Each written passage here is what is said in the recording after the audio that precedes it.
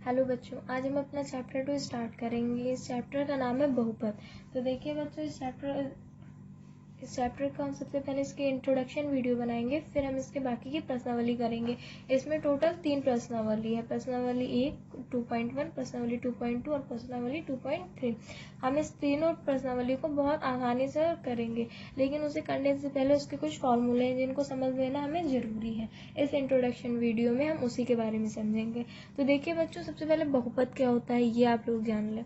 तो देखिए बच्चों, हम लोग सबसे पहले बहुपद जानते हैं। तो देखिए यहाँ पे दिया हुआ है, कई बार वैसे तो ऐसे क्वेश्चन आते नहीं हैं, पर फिर भी कोई ज़रूरी नहीं है जो चीज़ें ना आए उन्हें ना पढ़ा जाए।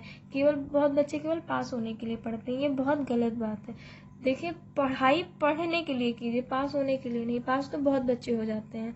तो देखिए ये यहाँ पे ये देखिए दिया हुआ है आपके बुक में ही, चर x के बहुपद px में चर की उच्चतम घात को बहुपद की घात कहलाती है। देखिए कई बार एक नंबर में ऐसे क्वेश्चन पूछ लिए जाते हैं, अगर आप इन्हें लिख कर पढ़ेंगे तो आपके लिए ज़्यादा आसानी होगी, क्योंकि चीज़ें कई बार रटने से नहीं याद होती हैं, जो लिखने से याद हो जाती हैं। तो देखिए यहाँ मैंने नोट भी कर रखा है कि आप लोगों को आसानी हो, जो बच्चे लेना चाहें वो स्क्रीनशॉट ले सकते हैं। देखिए, बहुपद की घात चर x के बहुपद px के में x की उच्चतम घात को बहुपद की घात कहलाती है। देखिए बच्चों, रेखिक बहुपद, ऐसे सारे क्वेश्चंस मतलब एक नंबर में आ जाते हैं अक्सर। तो देखिए, घात 1 के बहुपद को रेखिक घात कहते हैं। कई बार बहुपद घात आ जाती है। देखिए द्विघात, देखिए बच्चों यहाँ पे ये भी दिया हुआ है, द्विघात बहुपद ऐसे ही आ सकते हैं। तो देखिए हम इन्हें भी नोट कर लेते हैं, द्विघात बहुपद।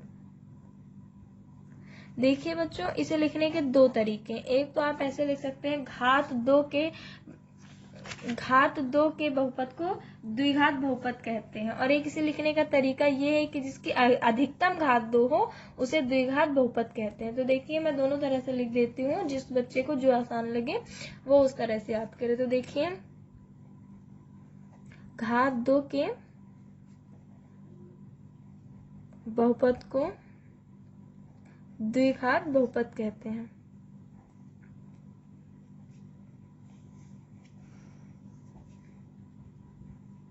देखिए बच्चों, एक इसे लिखने का ये तरीका है, और जो हमारा दूसरा तरीका है उसे ये है कि जिसकी अधिकतम घात 2 होती है उसे द्विघात बहुपद कहते हैं।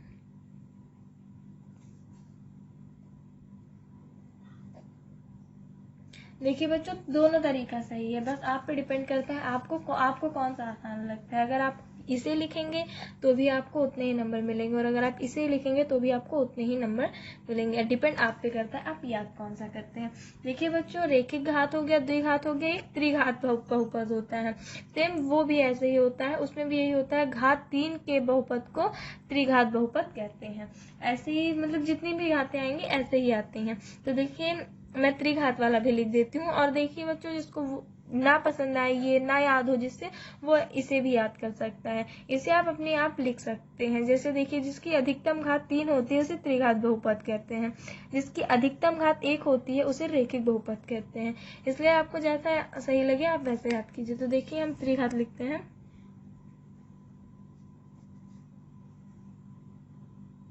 त्रिघात बहुपद। देखिए बच्चों, घात 3 के बहुपद को त्रिघात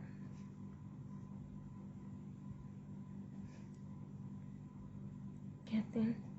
देखिए बच्चों, इसके एग्जाम्पल जो है आपके बुक में दिए हुए हैं, तो मैं उन्हीं से समझा देती हूँ। तो आप देखिए, देखिए बच्चों, यहाँ पे दिया हुआ है एक घात का। देखिए एक घात में इसकी अधिकतम घात 1 होगी, ठीक है। यहाँ पे देखिए, यहाँ पे 2x - 3 दे रखा है। इसमें घात कहाँ है? एक ही। जहाँ पे कुछ नहीं होता है वहां पे 1 होता है। तो यहाँ पे x के ऊपर कोई नहीं है, मतलब एक घात है। तो देखिए बच्चों, इत्यादि सभी रैखिक बहुपद हैं। और इसमें दिया हुआ जो रैखिक बहुपद नहीं है, देखिए इस पे घात 2 है, इस पे घात 3 है, इसलिए ये रैखिक बहुपद नहीं है। आगे देखिए द्विघात के भी उदाहरण यहाँ पे दिए, यहाँ पे अधिकतम घात इसकी 2 है, ठीक है, इसलिए रैखिक बहुपद के मतलब द्विघात बहुपद के उदाहरण है। यहाँ पे त्रिघात में बच्चों 3 अधिकतम घातें 3 होंगी, ठीक है बच्चों। तो देखिए अब हम आगे दे पढ़ते हैं। आपको यहाँ तक समझ में आ गया होगा, और नहीं आया है, किसी को बच्चे को कोई डाउट है तो मुझे कमेंट में बताएं। देखिए बच्चों हम आगे देखते हैं। देखिए यहाँ पे क्या लिखा है, वास्तव में त्रिघात बहुपद का सबसे व्यापक रूप। बच्चों इसे याद कर लीजिएगा, ये अक्सर 1 नंबर में पूछ लेता है। इसे आप जितनी अच्छे से मतलब आपकी तैयारी होगी, 1 नंबर के क्वेश्चन ज्यादा फंसते हैं, और 1 नंबर के जितने भी क्वेश्चन होते हैं ना, ऐसे ही दे के रखते हैं, क्योंकि बच्चे मैथ की किताबें पढ़ना पसंद नहीं करते हैं, उनको सिर्फ क्वेश्चन से मतलब रहती है, वो क्वेश्चन रटते रहते हैं, करते रहते हैं, और अक्सर 1 नंबर के क्वेश्चन इन्हीं चीजों से बनते हैं।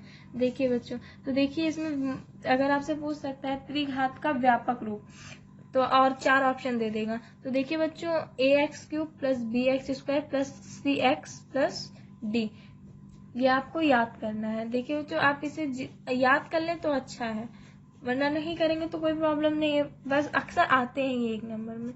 देखिए अब देखिए, जहाँ a b c d वास्तविक संख्या है और a जीरो है, जीरो नॉट इक्वल है। देखिए बच्चों, इन सब चीजों कोई वो नहीं है। ये देखिए ऐसे कई आते हैं, अगर आप याद करना चाहें तो कीजिए, वैसे तो आते नहीं है जल्दी, लेकिन अगर आप याद करना चाहते हैं तो बहुत अच्छी बात है, क्योंकि पढ़ाई एक ऐसी चीज है जो कभी भी वेस्ट नहीं जाती है। तो देखिए बच्चों हम आगे चलते हैं।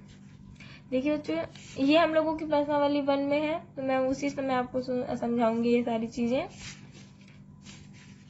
ये देखिए बच्चों, इधर इस स्थिति में द्विघात बहुपद, ये चीजें आपको आप रट लीजिए, एक बार इन्हें पढ़ लीजिए, मेरी मानिए तो आप एक बार इन सारी पेजों को पढ़ लीजिए, आपको बहुत आसानी होगी सब करने में। देखिए एक तो उदाहरण भी इसमें दे रखे हैं, आपको उदाहरण भी आपको समझ में आ जाएगा। बोर्ड का जो पेपर होता है ना, अक्सर उदाहरण से दिया जाता है, क्योंकि बच्चे उदाहरण करना पसंद नहीं करते हैं। तो देखिए, और उदाहरण, अब मैं आपको उदाहरण बता तो दूंगी, लेकिन अगर आप करेंगे भी ना तो ज्यादा अच्छा रहेगा, क्योंकि इसमें चीजें तो सॉल्व हो रखी हैं, बस आपको भी थोड़ी बहुत मेहनत करनी है। तो देखिए बच्चों, मैं प्रश्नावली करने से पहले आपको कुछ और चीजें समझा दूं।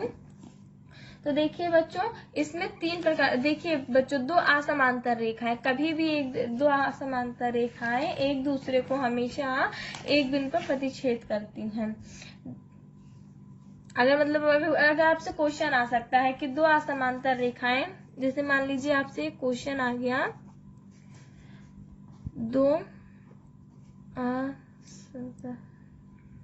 2 असमांतर रेखाएं एक दूसरे को प्रतिच्छेद करती हैं।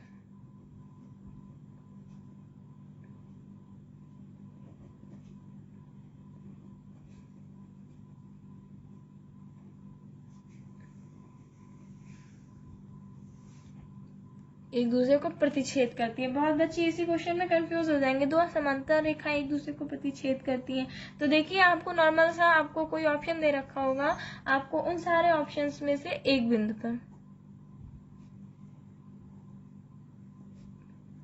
2 असमांतर रेखाएं हमेशा एक बिंदु पर प्रतिच्छेद करती हैं। ये सारी चीजें आपको आनी चाहिए। आपको हो सकता है आती भी हो, पर आप कंफ्यूज हो गए हो। हमेशा बोर्ड ऐसा ही क्वेश्चन बनाता है कि आपको आंसर आते होते हैं, फिर भी आप नहीं कर पाते, उसके मतलब कंफ्यूज हो जाते हैं।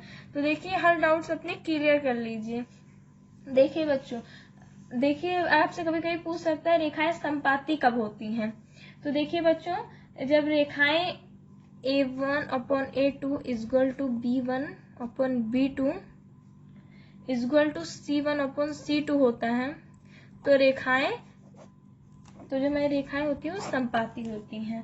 तो देखिए, अगर आपसे ऐसे क्वेश्चन पूछ सकता है रेखा संपाती है, तो देखिए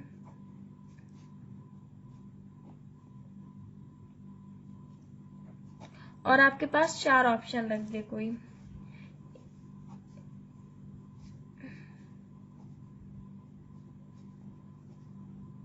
ये 1 हो गया, ये 2 हो गया,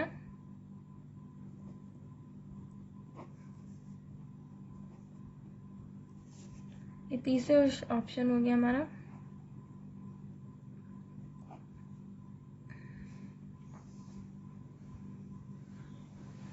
इक्वल टू बराबर है C1/C2 के। और चौथा ऑप्शन रख दें